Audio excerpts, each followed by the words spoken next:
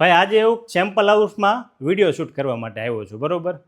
પણ એક યુનિક વસ્તુ મેં જોઈ તો મને એવું લાગ્યું કે લાવું હું તમારી જોડે શેર કરું. યુનિક વસ્તુ એ છે કે આ લિવિંગ રૂમ છે, બરાબર છે. અહીંયા ડાઇનિંગ સેટ કરેલું છે અને એને કનેક્ટેડ આ બાલ્કની છે.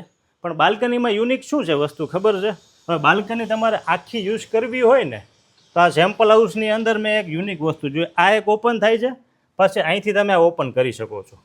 એટલે આખી વસ્તુ જે છે ને એ ઓપન થઈ જાય અને અહીંથી આમ બંધ કરવું હોય ને તો આ એક બંધ થઈ જાય.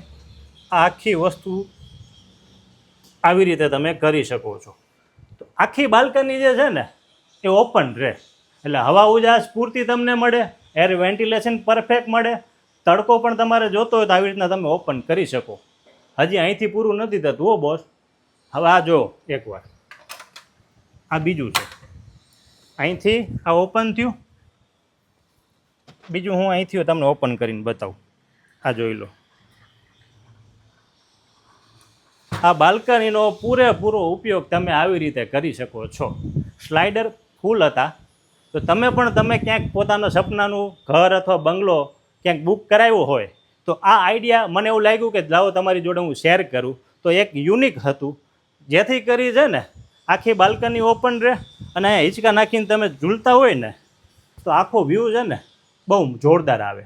અને એર વેન્ટિલેશન, હવા ઉજાસ, તડકો બધું તમને આખા ઘરમાં પ્રોપર મળી રહે.